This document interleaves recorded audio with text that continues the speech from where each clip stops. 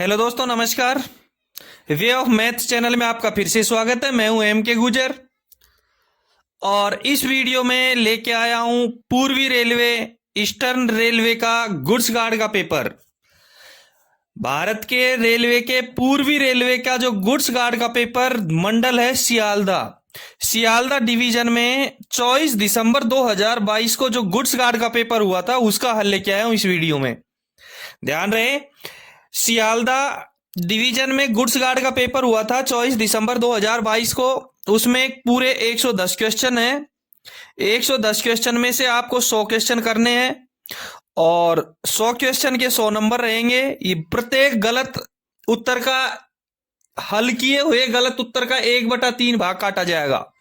ठीक है, देखते हैं गुड्स गार्ड का पेपर सियालदा डिवीजन का पूर्वी रेलवे का जो 24 दिसंबर 2022 को हल हुआ था उसका पहला प्रश्न। इससे पहले के प्रश्न है, इसके पहले के जो वीडियो है उनके लिंक सबके डिस्क्रिप्शन में दे रखे हैं, वो आप जरूर देखें। देखेंगे पहला क्वेश्चन इसका। पहले क्वेश्चन में है, निम्नलिखित में से कौन सा रजिस्टर नियंत्रण कार्यालय में रखा जाता है। नियंत्रण कार्यालय मीन्स कंट्रोल ऑफिस। कौन सा रजिस्टर है वो कंट्रोल ऑफिस में रखा जाता है। पेटीएम रिपेयर रजिस्टर, बी में दे रखा है स्टॉक रिपोर्ट रजिस्टर, सी में दे रखा है बायोडाटा रजिस्टर और डी में दे रखा है स्टेशन डायरी। हमको पता है बायोडाटा रजिस्टर स्टेशन पे उपलब्ध होता है, स्टेशन डायरी स्टेशन पे उपलब्ध होती है और स्टॉक रिपोर्ट रजिस्टर आपको कंट्रोल ऑफिस में मिलेगा। पहले क्वेश्चन का आंसर बी आपका सही रहेगा। कौन सा रजिस्टर नियंत्रण कार्यालय में रखा जाता है? Stock report register.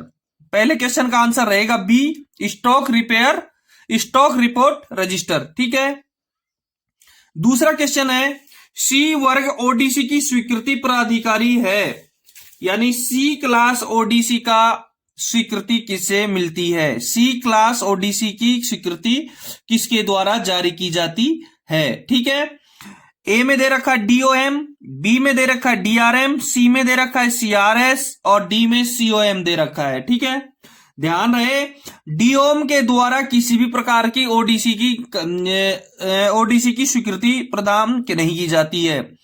किसी भी ओडीसी की परमिशन डीओएम के द्वारा नहीं दी जाती है। ध्यान रहे, डीआरएम के द्वारा दी जाती है लेकिन ए और बी क्लास की परमिशन डीआरएम के द्वारा जारी की जाती है। ए क्लास और बी क्लास की जो परमिशन है वो डीआरएम के द्वारा दी जाती है। तीसरे नंबर डीआरएम और सीओएम, ध्यान रहे, सीओएम को आजकल पीसीओएम कहते हैं, प्रिंसिपल चीफ ऑपरेशन मैनेजर। तो डीआरएम और सीओएम के द्वारा, डीआरएम या पीसीओएम के द्वारा ए और बी क्लास ओडीसी की स्वीकृति जारी की जाती है और सी क्लास ओडीसी की स्वीकृति केवल सीआरएस के द्वारा जारी की जाती है। मैं आपको फिर से बता देता हूं, ए क्लास ओडीसी और बी क्लास ओडीसी की स्वीकृति डीआरएम या पीसीओएम के द्वारा जारी की जाती है। सी क्लास ओडीसी की स्वीकृति केवल सीआरएस के द्वारा जारी की जाती है। और इसके बारे में और बता दूं कि ए क्लास और बी क्लास ओडीसी को दिन में अथवा रात में कभी भी चलाया जा सकता है। ए क्लास और बी क्लास ओडीसी को दिन में या रात में कभी भी चलाया जा सकता है, लेकिन सी क्लास ओडीसी को केवल दिन में ही चलाया जाएगा। सी क्लास ओडीसी की परमिशन केवल दिन में के लिए दी जाती है और ए क्लास ओडीसी की जो स्पीड है, ए क्लास ओडीसी की स्पीड सेक्शनल स्पीड होगी। बी क्लास ओडीसी की जो स्पीड है वो बीजी में 40 के एमपीएच की, एमजी में 25 के एमपीएच की और नैरो गेज में 15 के एमपीएच की होगी। बी क्लास ओडीसी की जो स्पीड है वो बीजी में 40 के एमपीएच, एमजी में 25 के एमपीएच और एनजी में 15 के एमपीएच होगी। सी क्लास ओडीसी है जिसकी परमिशन सीआरएस के द्वारा दी जाती है। सी क्लास ओडीसी को केवल दिन में ही चलाए जाने की परमिशन है।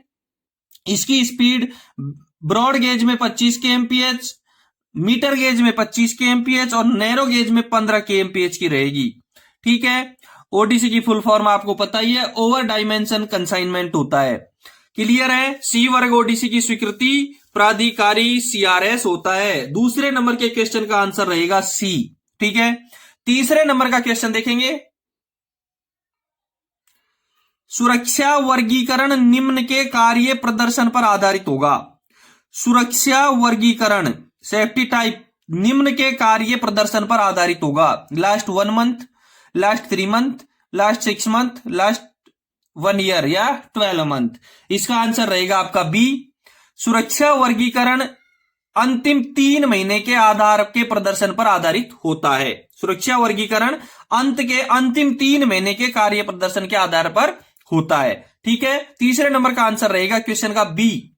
चौथा नंबर का क्वेश्चन देखेंगे, ग्रुप डी के कर्मचारियों का सुरक्षा वर्गीकरण किया जाएगा। ग्रुप डी के कर्मचारियों का सुरक्षा वर्गीकरण किया जाएगा। ए में स्टेशन मास्टर, बी में ट्रैफिक इंस्पेक्टर, सी में असिस्टेंट ऑपरेशन मैनेजर और डी में division operating manager. SM, TI, AOM, DOM, केवल एसएम के द्वारा ग्रुप डी के कर्मचारियों का सुरक्षा वर्गीकरण किया जाता है। एसएम/एसएसबी हो सकता है। ठीक है, चौथे क्वेश्चन का आंसर ए रहेगा। पांचवा क्वेश्चन देखेंगे, डी श्रेणी के रूप में वर्गीकृत कर्मचारियों पर नजर रखी जाएगी। डी श्रेणी के रूप में वर्गीकृत कर्मचारियों पर नजर रखी जाएगी। ए में दे रखा है मंथली, बी में क्वार्टरली, सी में हाफ ईयरली और डी में ईयरली। मंथली मासिक, डी श्रेणी के रूप में वर्गीकृत कर्मचारियों पर मासिक नजर रखी जाएगी। पांचवें क्वेश्चन का आंसर रहेगा ए। पांचवें का आंसर रहेगा ए। छठा क्वेश्चन देखेंगे, यात्री की सुरक्षा सुनिश्चित करने। यात्री की सुरक्षा सुनिश्चित करने, परिचालन क्षमता प्रदान करने और ग्राहकों की सुविधा को अधिकतम करने के लिए ट्रेन में वाहनों को पूर्व निर्धारित तरीके से जोड़ना कहलाता है। और दोबारा से देख लो, यात्री की सुरक्षा सुनिश्चित करने, परिचालन क्षमता प्रदान करने और ग्राहकों की सुविधा को अधिकतम करने के लिए ट्रेन में वाहनों को पूर्व निर्धारित तरीके से जोड़ना। शंटिंग नहीं, मार्शलिंग, बिल्कुल मार्शलिंग कहलाता है। लोडिंग जानते हो आप, लोड करना और अनलोडिंग यानी खाली करना। छठे क्वेश्चन का आंसर रहेगा बी। और मार्शलिंग को हमारी जो अपनी परिचालन विभाग की किताबों में किस परिभाषा के द्वारा समझाया गया है वो मैं आपको बता देता हूं। देखो, मार्शलिंग कहेंगे डिब्बे या डिब्बों के समूह को किसी गाड़ी में समय समय पर गंतव्य स्टेशनों के क्रमानुसार डिब्बे में लदे माल व डिब्बे की किस्म के अनुसार, जंक्शन व वाया के अनुसार यानी रास्ते के अनुसार गाड़ी की संरक्षा को ध्यान में रखते हुए विशेष निर्धारित क्रम में लगाकर गाड़ी तैयार करना मार्शलिंग कहलाता है। ठीक है, अर्थात गाड़ी बनाने की व्यवस्थित एवं वैज्ञानिक विधि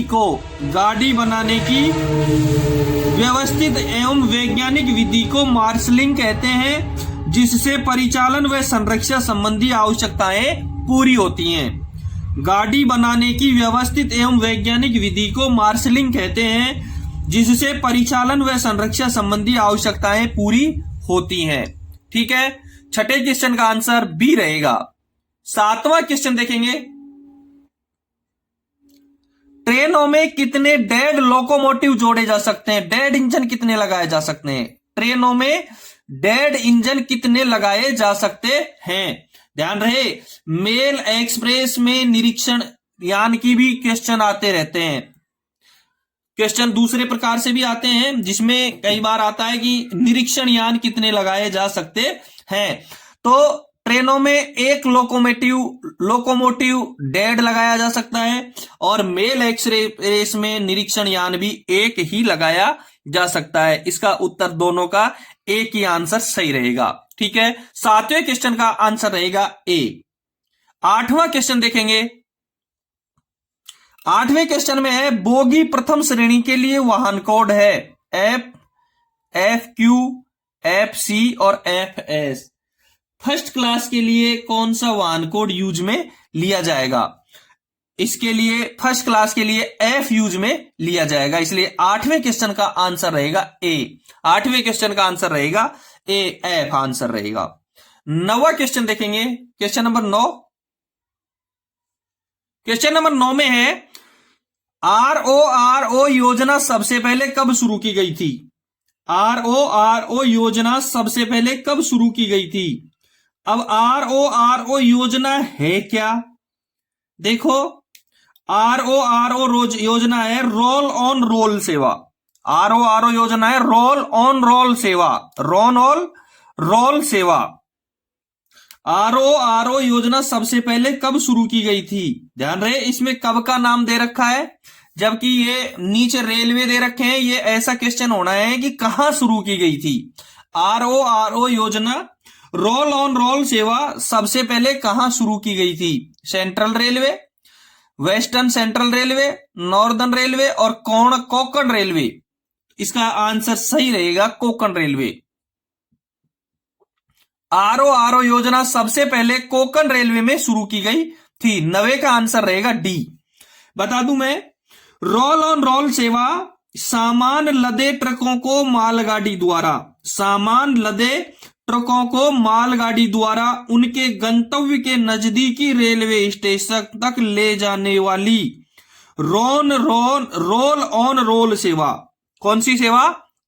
सामान लदे ट्रकों को मालगाड़ी द्वारा उनके गंतव्य के नजदीकी रेलवे स्टेशन तक ले जाने वाली रोल ऑन रोल सेवा कोंकण रेलवे ने 1999 में शुरू की थी। कोंकण रेलवे ने RORO सेवा 1999 में शुरू की थी। ठीक है। मुंबई से करीब 145 किलोमीटर दूर, कोलाड से गोवा के वेरना स्टेशन तक, कोलाड से गोवा का वेरना स्टेशन यानी कि 417 किलोमीटर और कोलाड से सुरथकल स्टेशन 721 किलोमीटर के बीच RORO सेवा उपलब्ध है। वर्तमान में यदि देखा जाए RORO सेवा तो मुंबई से 145 किलोमीटर दूर कोलाड से गोवा के वेरना स्टेशन तक और कोलाड से सुरथकल स्टेशन तक RORO सेवा उपलब्ध है। कोलाड से गोवा के बीच 417 किलोमीटर और कोलाड से सुरथकल स्टेशन तक 721 किलोमीटर का जो एरिया है यानी जो रेल ट्रैक है उस पे RORO सेवा उपलब्ध है।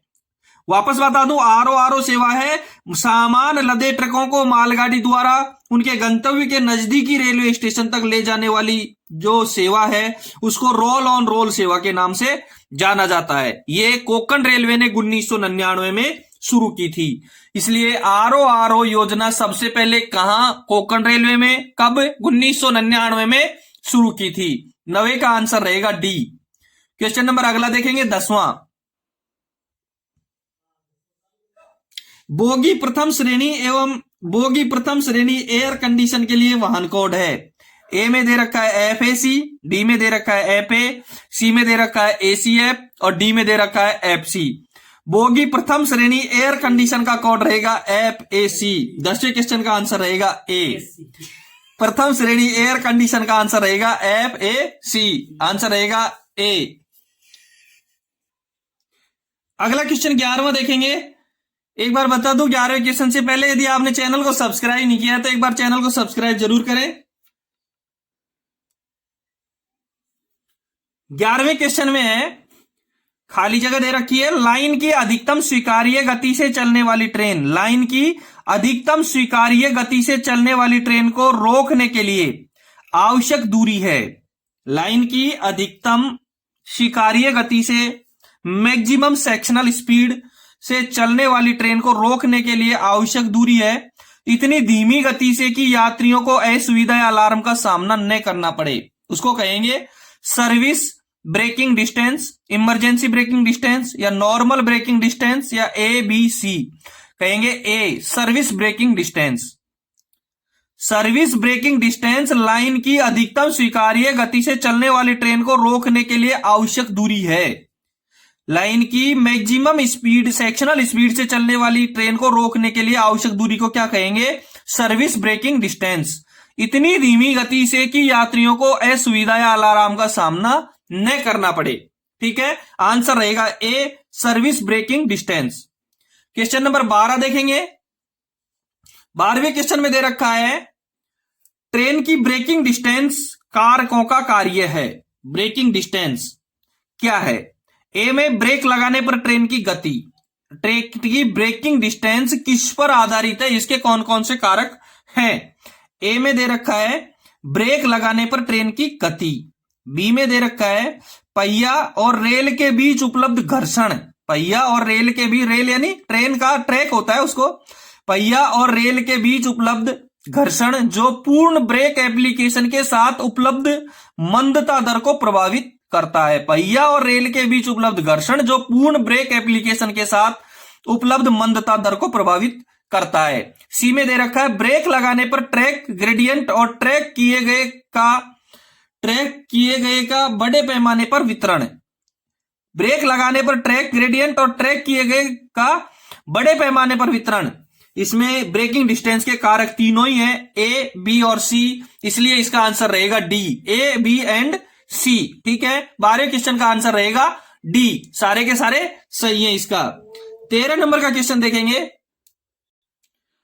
यदि आपने चैनल को सब्सक्राइब नहीं किया है तो एक बार सब्सक्राइब कर दें। ध्यान रहे जो ये पेपर है ये पूर्वी रेलवे का सियालदा डिवीजन का 24 दिसंबर 2022 को हुआ था। जिस पेपर को आप देख रहे हैं ये पेपर 24 दिसंबर 2022 को सियालदा डिवीजन में हुआ था, पूर्वी रेलवे में गुड्स गार्ड के पद के लिए। इससे पहले के वीडियो बहुत सारे हल करवा रखे हैं, उनका लिंक मैंने सबका इसके डिस्क्रिप्शन में दे रखा है, वो यहां से आप जरूर देखना।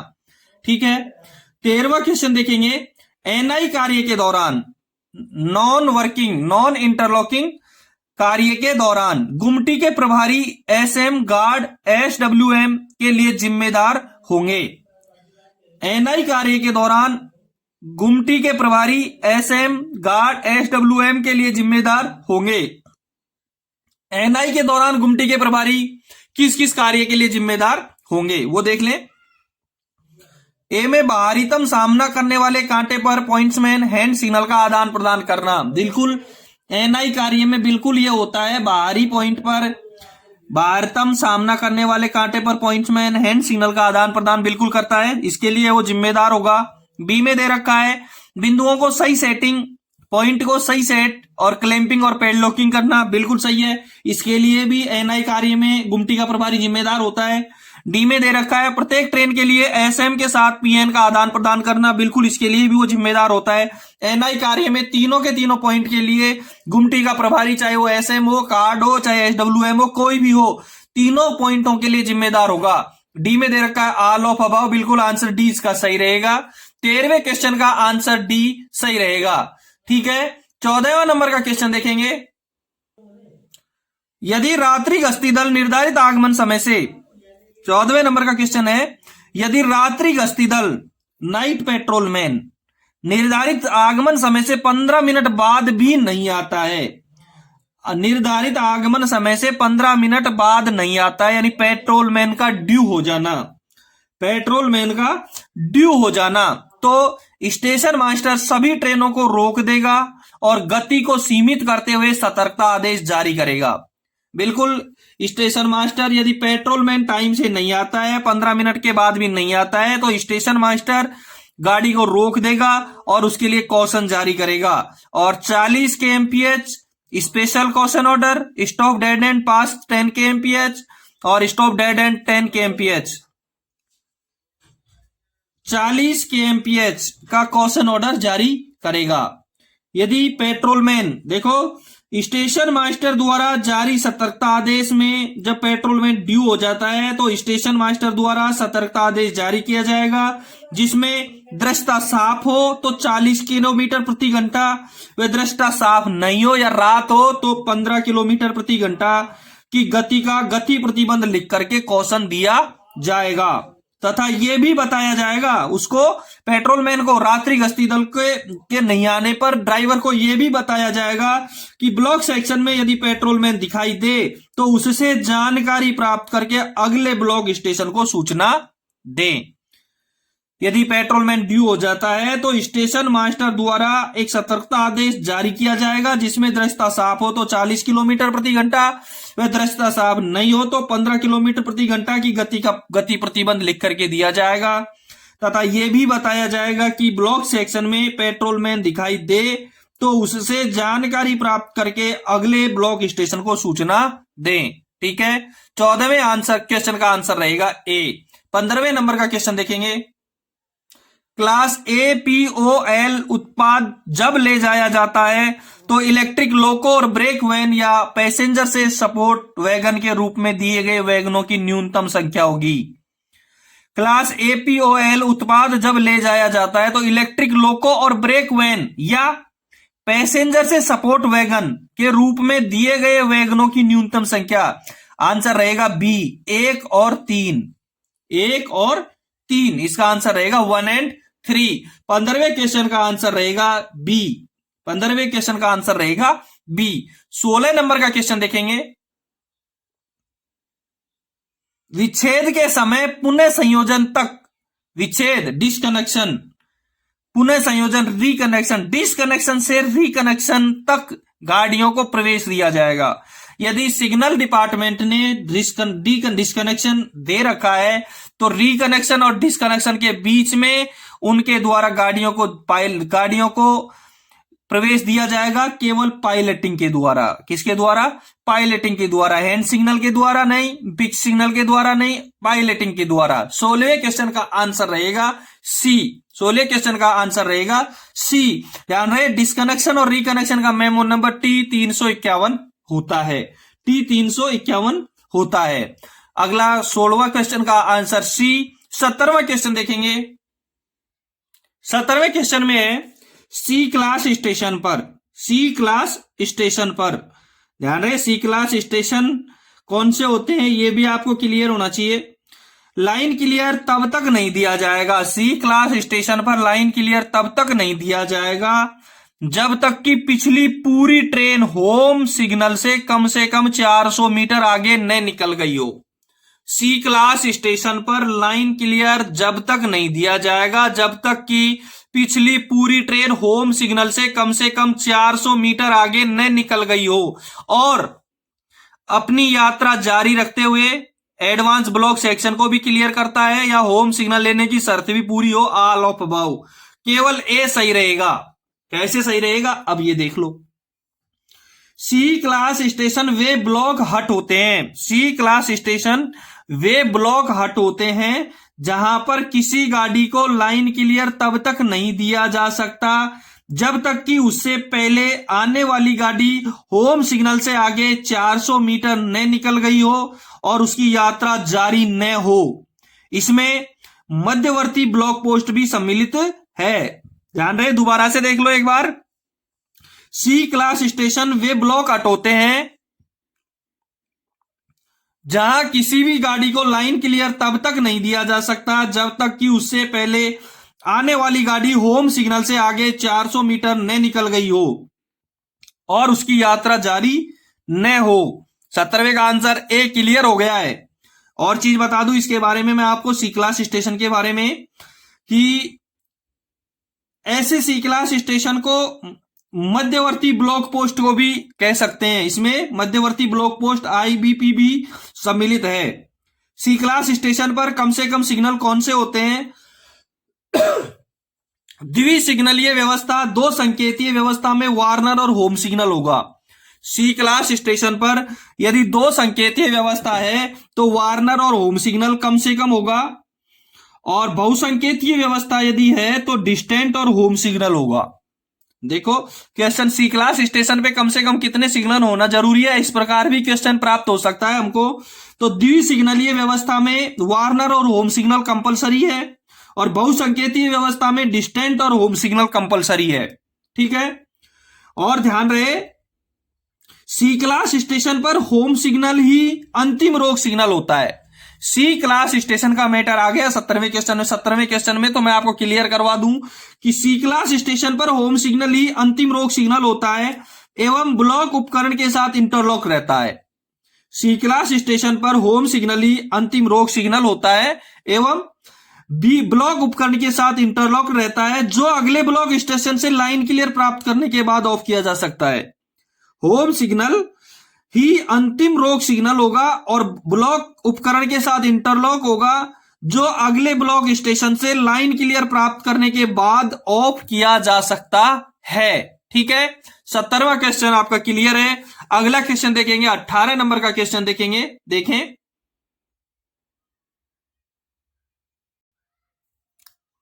18 नंबर का क्वेश्चन देखें। जब डबल लाइन स्वचालित ब्लॉक सिस्टम, 18 नंबर का क्वेश्चन में है, जब डबल लाइन स्वचालित ब्लॉक सिस्टम पर सिग्नल और संचार विफल हो जाता है।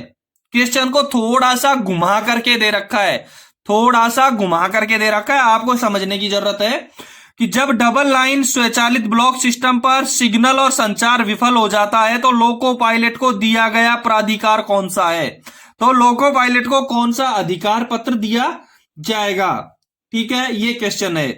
ए में दे रखा है टीबी 602, बी में दे रखा है टीडी 912, सी में दे रखा है टीसी 602 और डी में दे रखा है टीबी 912। एक एक करके मैं आपको चारों चीजें क्लियर करवा देता हूं। चारों के चारों का मतलब क्या होता है ये आप देख लें। क्वेश्चन यदि इसका आया है तो और दूसरे प्रकार से भी क्वेश्चन आ सकता है, तो आप क्लियर कर लेते हैं। टीबी 602 को क्लियर कर लेते हैं कि टीबी 602 लोको पायलट को कब दिया जाता है। सिंगल लाइन सेक्शन में टीबी 602 दिया जाएगा जब सिंगल लाइन सेक्शन में पूर्ण संचार व्यवस्था भंग हो गई। सिंगल लाइन सेक्शन में पूर्ण संचार व्यवस्था भंग हो गई, उसके दौरान संचार चालू करने के लिए जाने वाले वाहन को जो प्राधिकार दिया जाएगा वो टीबी 602 दिया जाएगा। सिंगल लाइन सेक्शन में पूर्ण संचार व्यवस्था भंग के दौरान संचार चालू करने के लिए जाने वाले वाहन को जो प्राधिकार दिया जाएगा वो होगा टीबी 602 जो ए में दे रखा है। बी में जो दे रखा है वो है टीडी 912। टीडी 912 सिग्नलों की दीर्घकालीन खराबी के दौरान, सिग्नलों की दीर्घकालीन खराबी के दौरान ऑटोमेटिक सेक्शन में गाड़ी संचालन के लिए दिया जाने वाला प्राधिकार टीडी 912। सिग्नलों की दीर्घकालीन खराबी के दौरान ऑटोमेटिक सेक्शन में गाड़ी संचालन के लिए दिए जाने वाला प्राधिकार टीडी 912। सी में टीसी 602 दे रखा है। डबल लाइन सेक्शन में टीसी 602 डबल लाइन सेक्शन में पूर्ण संचार व्यवस्था भंग के दौरान, डबल लाइन सेक्शन में पूर्ण संचार व्यवस्था भंग के दौरान दी जाने वाली गाड़ी का प्राधिकार। डबल लाइन सेक्शन में पूर्ण संचार व्यवस्था भंग के दौरान दिया जाने वाला गाड़ी का प्राधिकार टीसी 602 और डी में दे रखा है टीबी 912। टीबी 912 ऑटोमेटिक ब्लॉक पद्धति वाले सेक्शन में बिना लाइन क्लियर का प्रस्थान आदेश। एक चीज का ध्यान रखना, आपको 18वें का क्वेश्चन में क्या दे रखा है और मैं क्या बोल रहा हूं, बात एक ही है दोनों की। क्वेश्चन में दे रखा है कि जब डबल लाइन स्वचालित ब्लॉक सिस्टम पर सिग्नल और संचार विफल हो जाता है, और मैं बोल रहा हूं कि ऑटोमेटिक ब्लॉक पद्धति वाले सेक्शन में बिना लाइन क्लियर का प्रस्थान आदेश, दोनों टीबी 912 होता है। दोनों का उत्तर क्या है, टीबी 912। इसमें दे रखा है जब डबल लाइन स्वचालित ब्लॉक सिस्टम पर सिग्नल और संचार विफल हो जाता है, और मैं बोल रहा हूं ऑटोमेटिक ब्लॉक पद्धति वाले सेक्शन में बिना लाइन क्लियर का प्रस्थान आदेश। दोनों की बात एक ही है, दोनों ही बिना लाइन क्लियर जाते हैं, इसलिए इनका आंसर रहेगा टीबी 912। 18वें क्वेश्चन का आंसर डी सही रहेगा। 19 नंबर का क्वेश्चन देखेंगे।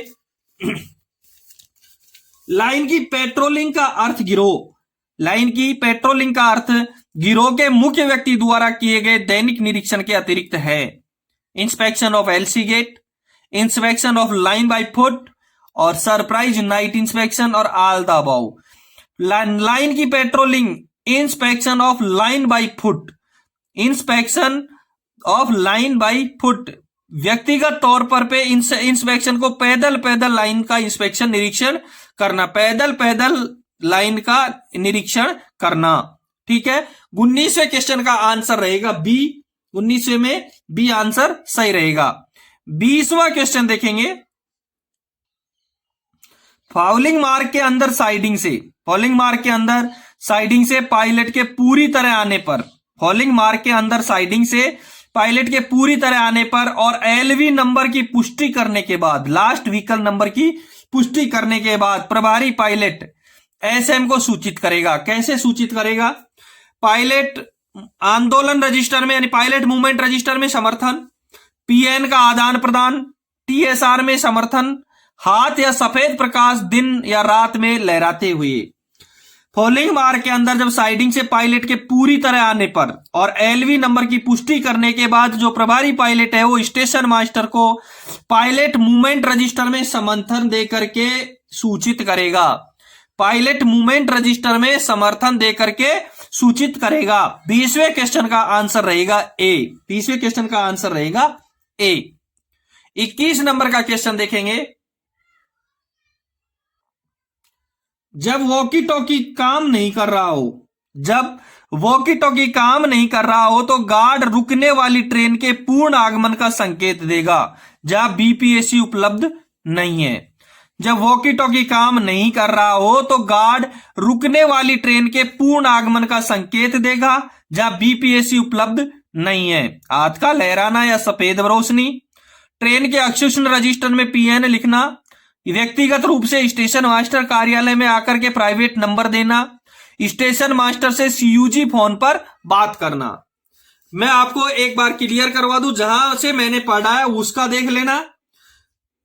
इसमें मैं बता नहीं सकता ए बी सी डी कौन सा सही है। मैं आपको एक बार इसका क्लियर करवा दूं कि जब वॉकी टॉकी नहीं होता है और बीपीएससी भी उपलब्ध नहीं होता है तो गार्ड ये सुनिश्चित करने के बाद कि गाड़ी पूरी आ चुकी है, वह फॉलिंग मार्क साफ करके खड़ी है।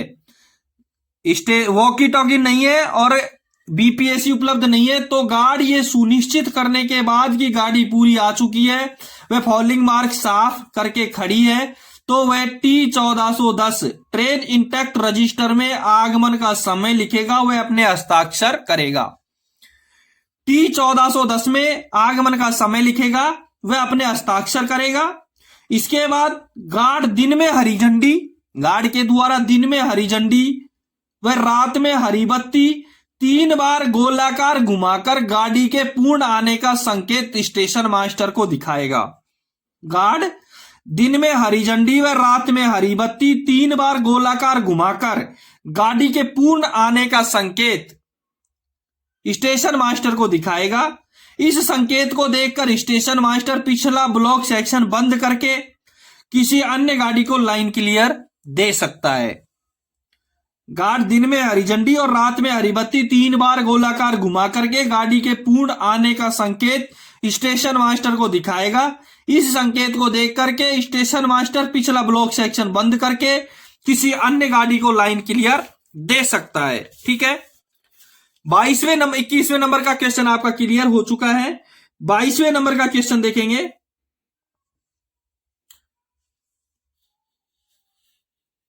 गाड़ी के ब्रेक वान के एसएलआर, ब्रेक वान या एसएलआर छोड़ने से पहले गार्ड क्या करेगा? गाड़ी का ब्रेक वान या एसएलआर छोड़ने से पहले गार्ड करेगा, ब्रेक वान या एसएलआर को लॉक करेगा, ब्रेक वैन या एसएलआर के हैंड ब्रेक लगाएगा। बिल्कुल सही है। गाड़ी का ब्रेक वान या एसएलआर छोड़ने से पहले ब्रेक वान या एसएलआर का हैंड ब्रेक लगाएगा। गार्ड क्या करेगा? उसका हैंड ब्रेक लगाएगा। 22वें क्वेश्चन का आंसर बी बिल्कुल सही रहेगा। ब्रेक वान को या एसएलआर को छोड़ने से पहले गार्ड उसका हैंड ब्रेक लगाएगा। ठीक है। 23वें नंबर का क्वेश्चन देखेंगे। ऑपरेटिंग रेशियो, ऑपरेटिंग रेशियो इसका एक पैरामीटर है जो राजस्व के अनुपात के रूप में खर्चों की गणना करता है। ऑपरेटिंग रेशियो इसका एक पैरामीटर है जो राजस्व के अनुपात के रूप में खर्चों की गणना करता है। कौन? परिचालन सुविधाजनक, परिचालन क्षमता, परिचालन गतिशीलता या इनमें से कोई नहीं। आंसर रहेगा इसका बी, परिचालन क्षमता। एक ऐसा रेशियो है, एक ऐसा पैरामीटर है जो राजस्व के अनुपात के रूप में खर्चों की गणना करता है। 23वें आंसर का बी क्वेश्चन, बी आंसर 23वें क्वेश्चन का आंसर नंबर बी सही रहेगा। 24 नंबर का क्वेश्चन देखेंगे। लाइट इंजन या कपल इंजन रियर में होंगे। यदि 2 इंजन चल रहे हैं, लाइट इंजन अकेला चल रहा है या कपल इंजन चल रहा है, तो रियर में टेल लैंप होगा। टेल बोर्ड होगा या टेल लैंप होगा या रेड मार्कर लाइट होगी या व्हाइट मार्कर लाइट होगी? बताओ क्या होगी? आंसर इसका रहेगा सी। लाइट इंजन या कपल इंजन जा रहे हैं तो टेल बोर्ड भी नहीं लगाया जाएगा, टेल लैंप भी नहीं लगाया जाएगा। उसके पीछे की जो मार्कर लाइट है वो रेड रहेगी और जिधर इंजन स्पीडली जा रहा है, परमिशन है, उधर व्हाइट रहेगी। आगे की तरफ व्हाइट मार्कर लाइट रहेगी और पीछे की तरफ रेड मार्कर लाइट रहेगी। आंसर चॉइस वे का सी रहेगा। ध्यान रहे, लाइट इंजन या कपल इंजन के टेल बोर्ड या टेल लैंप नहीं लगाया जाएगा। उसके रियर में पीछे की तरफ रेड मार्कर लाइट रहेंगी और आगे की तरफ व्हाइट मार्कर लाइट रहेंगी। चॉइस वे का आंसर रहेगा सी। 25वां क्वेश्चन देखेंगे। 25वां और 26वां दोनों क्वेश्चन शंटिंग से संबंधित हैं। 25वां क्वेश्चन है, यात्रियों को ले जाने वाली ट्रेन में शंटिंग करते समय शंटिंग इंजन को फॉर्मेशन पर आने से पहले कितनी दूरी पर रुकना चाहिए? और 26वें का क्वेश्चन है, विस्फोटकों से भरे वैगनों की शंटिंग करते समय पर्यवेक्षण किसके द्वारा किया जाएगा? मैं आपको दोनों के पहले उत्तर बता देता हूं, फिर शंटिंग के बारे में थोड़ा सा मेरा जो डाटा है वो मैं आपको बता देता हूं। किसी भी प्रकार से जब शंटिंग का क्वेश्चन आ गया तो शंटिंग के बारे में किसी भी प्रकार का क्वेश्चन आ सकता है। ठीक है, यात्रियों को ले जाने वाली ट्रेन में शंटिंग करते समय शंटिंग इंजन को फॉर्मेशन पर आने से पहले 20 मीटर दूर रुकना चाहिए। 25वें का आंसर तो बी रहेगा, 20 मीटर दूर। 26वें में विस्फोटकों से भरे वैगनों की शंटिंग करते समय पर्यवेक्षण स्टेशन मास्टर का रहेगा। 26वें का आंसर रहेगा सी। 25वें का बी रहेगा और 26वें का आंसर रहेगा सी। थोड़ा सा मैं बता दूं शंटिंग में कि शंटिंग की अधिकतम गति आपके 15 किलोमीटर प्रति घंटे रहेगी। शंटिंग की अधिकतम गति रहती है 15 किलोमीटर प्रति घंटे।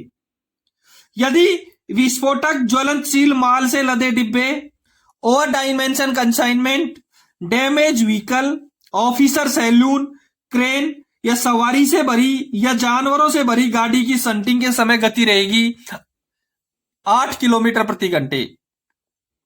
ध्यान रहे, खराब कांटे के ऊपर से यदि गाड़ी निकालने की जरूरत पड़े उसकी गति भी 8 किलोमीटर प्रति घंटे ही रहती है।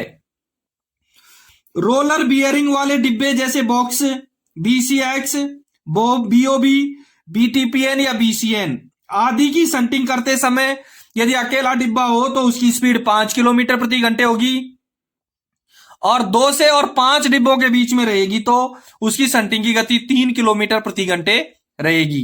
ठीक है, शंटिंग का शायद छोटा सा एक चैप्टर आपको क्लियर हो गया है। क्वेश्चन नंबर अगला देखेंगे, 27 नंबर का क्वेश्चन। उससे पहले मैं बता दूं, यदि आपने चैनल को सब्सक्राइब नहीं किया है तो एक बार चैनल को सब्सक्राइब जरूर करें। देखेंगे 27वां क्वेश्चन। 27वां क्वेश्चन है, जब किसी लोको पायलट को ट्रैक पर, कोई ड्राइवर है उसको ट्रैक पर किसी असामान्य स्थिति का अनुभव होता है, एबनॉर्मलिटी का अनुभव होता है, तो आईबीएस स्वचालित ब्लॉक क्षेत्रों के मामले में ट्रेनों की आवाजाही बंद कर देगा और सूचित करेगा। और किसको सूचित करेगा? जब किसी लोको पायलट को ट्रैक पर किसी असामान्य स्थिति का अनुभव होता है, एहसास होता है, तो वह आईबीएस स्वचालित ब्लॉक क्षेत्रों के मामले में ट्रेनों की आवाजाही को बंद कर देगा और सूचित करेगा।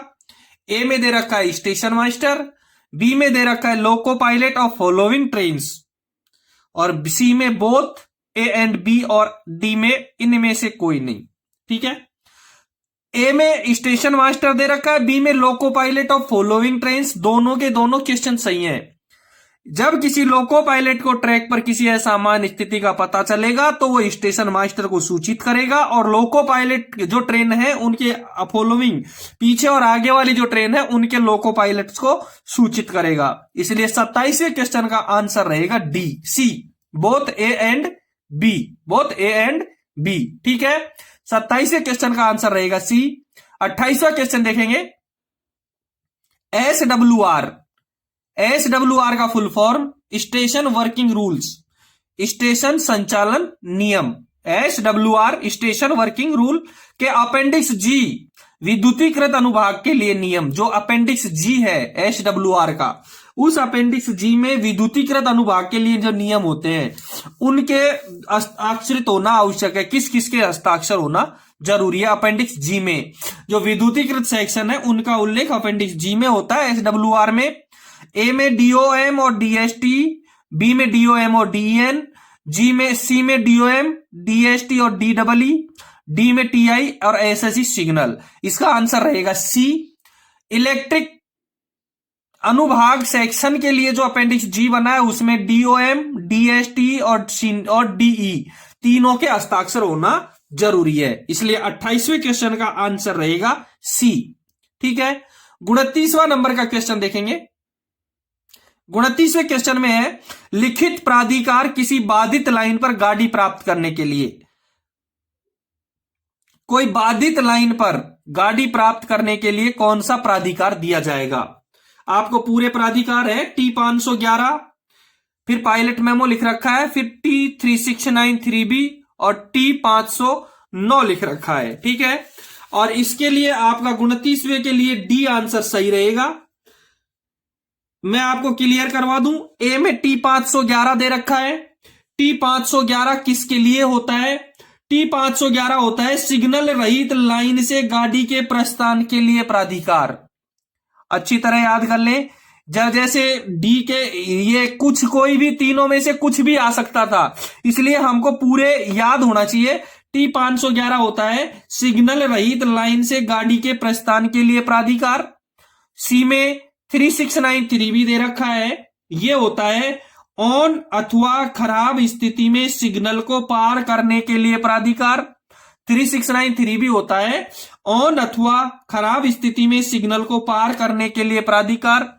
और T509 होता है अवरुद्ध लाइन पर गाड़ी लेने के लिए प्राधिकार, जो बाधित लाइन पर गाड़ी प्राप्त करने के लिए भी प्राधिकार कहा जा सकता है। जैसा मैंने बताया वो भी देखो, लिखित प्राधिकार किसी बाधित लाइन पर गाड़ी प्राप्त करने के लिए या अवरुद्ध लाइन पर गाड़ी लेने के लिए प्राधिकार, दोनों में से किसी भी प्रकार भी आ सकता है। कंफ्यूजन वाले सवाल होते हैं ये।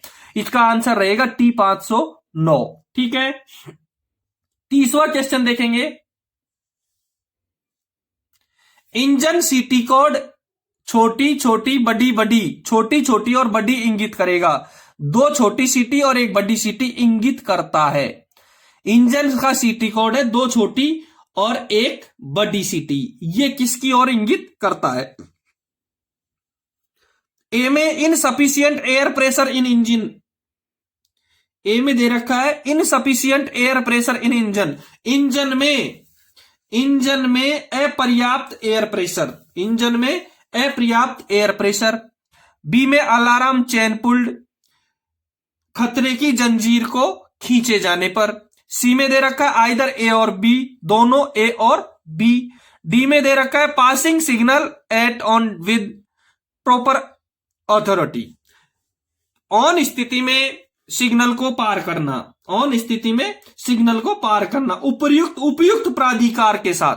ठीक है, अब मैं आपको क्लियर करवा दूं कि छोटी छोटी बड़ी सीटी, 2 छोटी और 1 बड़ी सीटी किसके लिए होती है?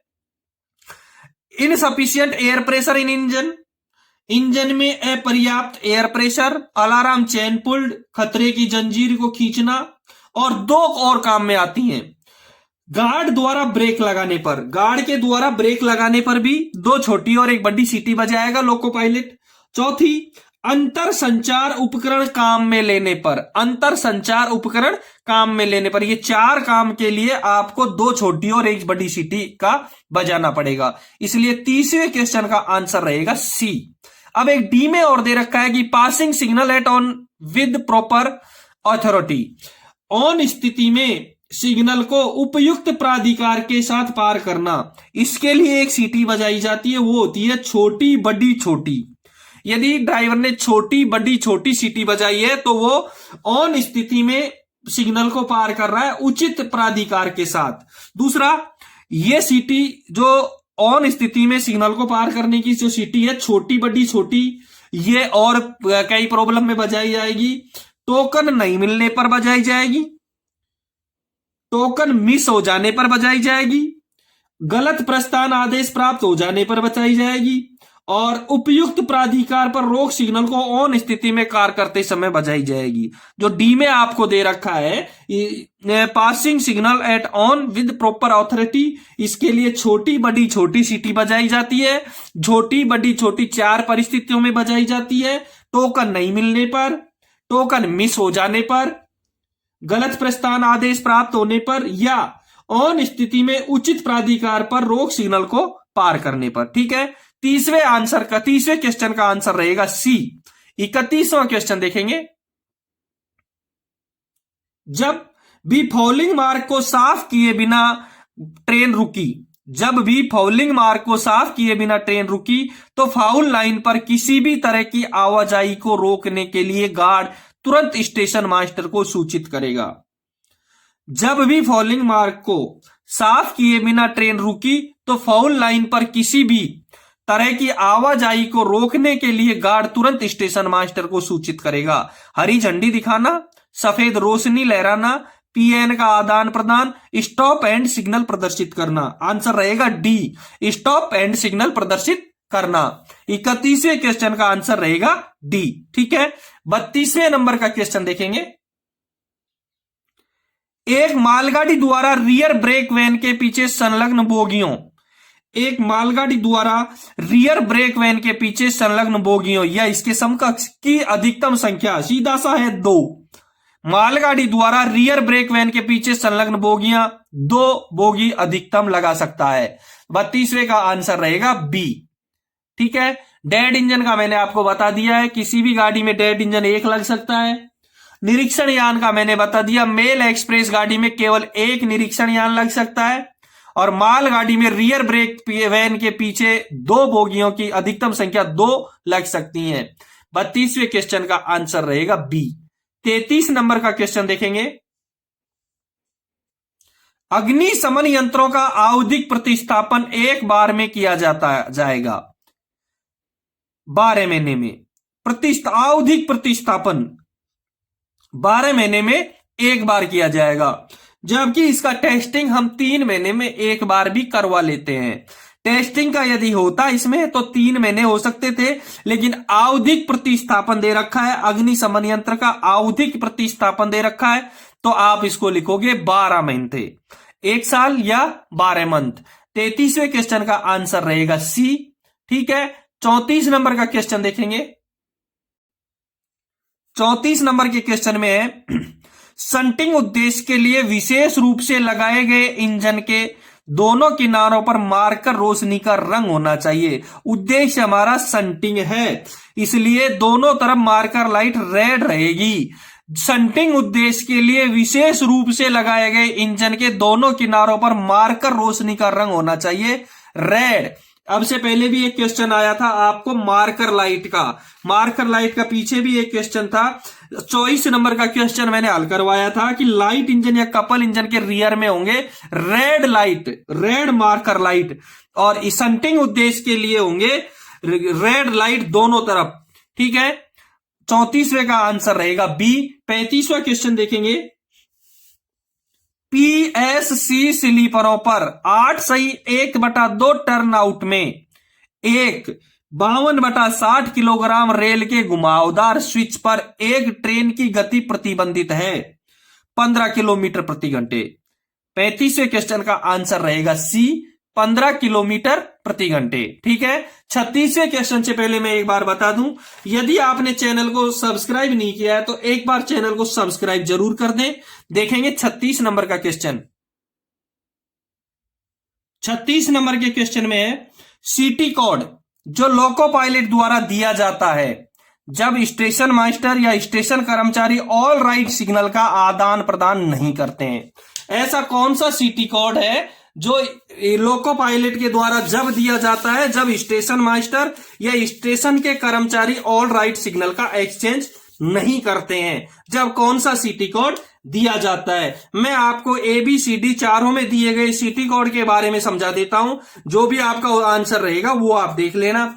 ए में दे रखा है 2 छोटी सीटी, ए में दे रखा है 2 छोटी सीटी। अब मैं आपको बता दूं 2 छोटी सीटी कब दी जाती हैं। देखो, गार्ड से संकेत मांगने के लिए, दो छोटी सीटी दी जाती है गार्ड से संकेत मांगने के लिए। दूसरा, दो छोटी सीटी जब दी जाती है जब गार्ड द्वारा संकेत का आदान प्रदान नहीं किया है। दो सीटी जब दी जाती है जब गार्ड द्वारा संकेत का आदान प्रदान नहीं किया गया है। या दो छोटी सीटी जब दी जाती है जब स्टेशन कर्मचारियों द्वारा संकेत का आदान प्रदान नहीं किया है। स्टेशन कर्मचारियों द्वारा ऑल राइट का आदान प्रदान नहीं किया है, इसलिए 36वें क्वेश्चन का आंसर रहेगा ए। दोबारा से बता दूं, दो छोटी सीटी जब दी जाएंगी जब गार्ड से संकेत मांगने के लिए, दो छोटी सीटी जब दी जाएंगी जब गार्ड द्वारा संकेत का आदान प्रदान नहीं किया है, दो छोटी सीटी जब दी जाएगी जब स्टेशन कर्मचारियों द्वारा संकेत का आदान प्रदान नहीं किया गया है। ठीक है। बी में दे रखा है तीन छोटी सीटी जब दी जाएंगी जब गार्ड से कहना है कि ब्रेक लगाओ। तीन छोटी सीटी जब दी जाएंगी जब गाड़ी काबू से बाहर है और गार्ड को सहायता करने के लिए कहा गया है। ठीक है। दो परिस्थितियों में तीन छोटी सीटी लगाई जाएंगी। सी में दे रखा है दो बड़ी और एक छोटी, दो बड़ी और दो छोटी, दो बड़ी और दो छोटी गार्ड को इंजन पर बुलाने के लिए दी जाती हैं।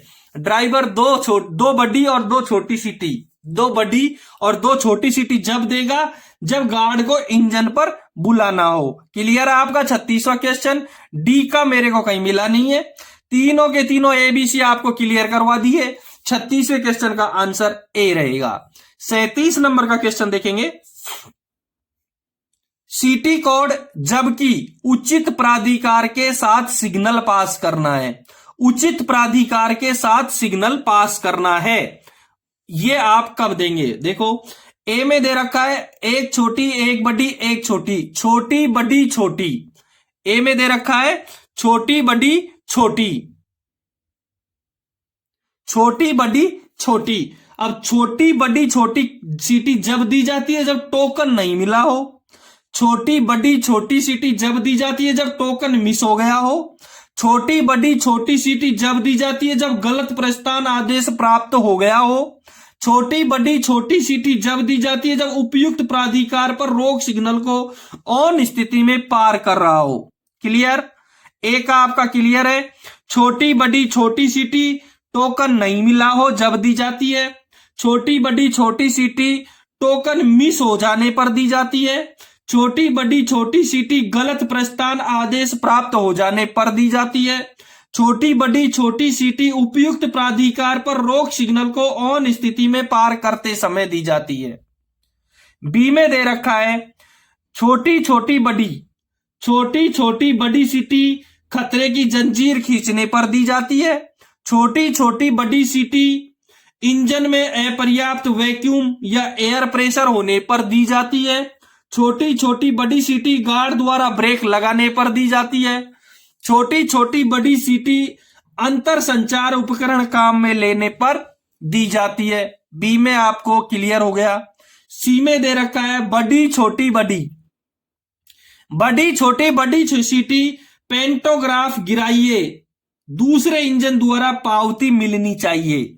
ये पेंटोग्राफ गिराने के लिए दी जाती है, लेकिन दूसरे इंजन से भी इसकी पावती मिलनी चाहिए। बड़ी छोटी बड़ी। डी में दे रखा है एक बड़ी और दो छोटी, एक बड़ी और दो छोटी सीटी सिग्नल की भुजा झुकी हुई हो परंतु बत्ती बुझी हुई हो जब दी जाती है। एक बड़ी और दो छोटी सीटी इंजन सिग्नल की भुजा झुकी है परंतु बत्ती बुझी है जब दी जाती है। एक बड़ी और दो छोटी सीटी सिग्नल की भुजा अपर्याप्त रूप से या समुचित स्थिति में ऑफ नहीं की गई हो जब दी जाती है। एक बड़ी और दो छोटी सीटी त्रुटिपूर्ण सिग्नल होने पर दी जाती है। एक बड़ी और दो छोटी सिग्नल बुझा हुआ होने पर दी जाती है। आपको 36वें और 37वें क्वेश्चन के पूरे ऑप्शन मैंने क्लियर करवा दिए। 37वें क्वेश्चन का आंसर रहेगा ए, 36वें का आंसर रहेगा ए। अच्छी तरह याद कर लेना। यदि आपके डिवीजन में कोई पेपर हुआ है तो मेरे को टेलीग्राम नंबर या व्हाट्सएप नंबर पे आप जरूर सेंड करें। मेरा पीडीएफ लेने के लिए आप मेरे टेलीग्राम लिंक पे जरूर क्लिक करें, उस पर आपको पूरी पीडीएफ प्राप्त हो जाएगी। ठीक है। 38वां नंबर का क्वेश्चन देखेंगे। 38वें नंबर के क्वेश्चन में है ब्लॉक नियमों के उल्लंघन का एक उदाहरण है। ब्लॉक नियमों के उल्लंघन का एक उदाहरण है।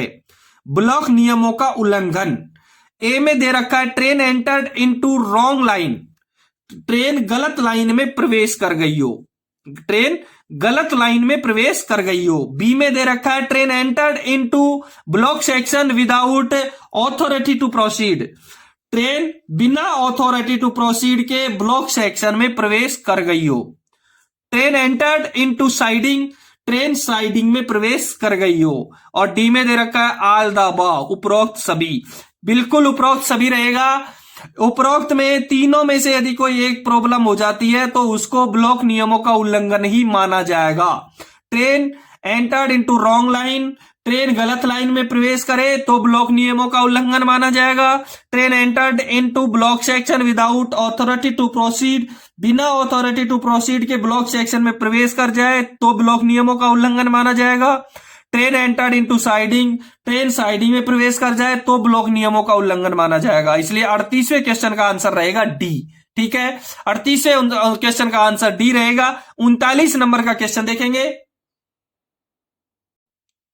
दुर्घटना सायरन आउट स्टेशन पर दुर्घटना, दुर्घटना सायरन आउट स्टेशन पर दुर्घटना, मुख्य लाइन बाधित और एएम और एमआरटी आवश्यक है।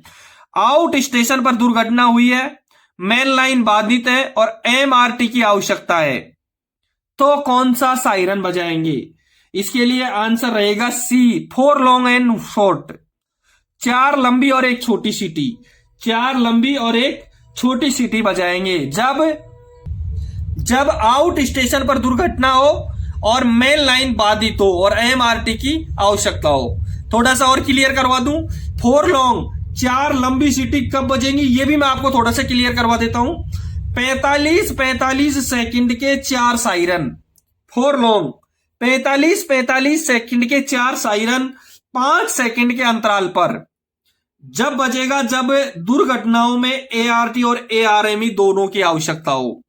45 सेकंड के 4 सायरन 5 सेकंड के अंतराल पर जब बजेंगे जब दुर्घटनाओं में एआरटी और एआरएमई दोनों की आवश्यकता है। ठीक है, डी में 3 लॉन्ग दे रखा है, 3 लॉन्ग जब बजेगा 45 सेकंड के 3 सायरन जब बजेंगे 5 सेकंड के अंतराल पर जब मुख्यालय स्टेशन के बाहर होने वाली दुर्घटनाओं के समय जिसमें केवल एआरटी की आवश्यकता हो। ठीक है, और स्टेशन पर, आउट स्टेशन पर मुख्य लाइन बाधित और एमआरटी की आवश्यकता हो तो 4 लंबी और एक छोटी सीटी बजेगी। 39वें क्वेश्चन का आंसर रहेगा सी। 40वां क्वेश्चन देखेंगे। एआरएमई स्केल फर्स्ट में शामिल है, पहली स्केल में क्या शामिल है? पहली में शामिल है मेडिकल वैन और एक्जुलरी वैन, दोनों एआरएमई स्केल फर्स्ट में शामिल है। एआरएमई स्केल फर्स्ट में मेडिकल वैन भी और एक्जुलरी वैन भी दोनों शामिल है, both A and B. Question number 40 का आंसर रहेगा सी। दोस्तों ये था पेपर गुड्स गार्ड का, ये था गुड्स गार्ड का पेपर का पहला भाग, सियालदा डिवीजन पूर्वी रेलवे का 24 दिसंबर 2022 का पहला भाग। 41वें नंबर से क्वेश्चन से अगले वीडियो में हल करवाऊंगा। अब तक के वीडियो के लिए आप देखते रहिए। इससे पिछले वीडियो में मैंने बहुत सारे पेपर हल करवा रखे हैं, उनका लिंक मैंने सबका डिस्क्रिप्शन में दे रखा है। चलो ठीक है, फिर मिलते हैं इसी के दूसरे भाग में क्वेश्चन नंबर 41 के साथ।